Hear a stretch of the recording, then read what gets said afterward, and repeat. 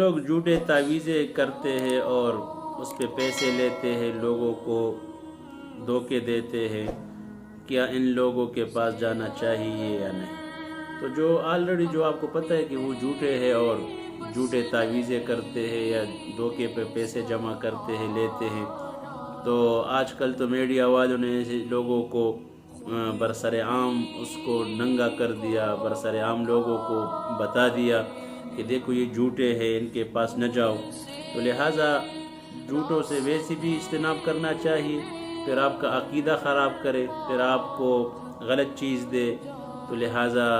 شریعت میں اس چیز کی بالکل گنجائش نہیں ہے۔ البتہ ہاں، ایک آدمی ہے وہ آپ کو صحیح چیز دے، قرآن اور حدیث کے روشنی میں آپ کو قرآن کے آیات لکھ کے دے، یا کوئی آپ کو دعائیہ کلمات وغیرہ سخت وغیرہ آپ کو لکھ کے دے، تو یا آپ کو دم کرے، تو اس میں کچھ حرج نہیں ہے۔ لیکن اس کے علاوہ اگر کوئی خراب چیز آپ کو دے، لکھ کے دے، تو لہٰذا اس سے بچنا چاہیے اور ایسے لوگوں کے پاس جانا ہی نہیں چاہیے سرے سے۔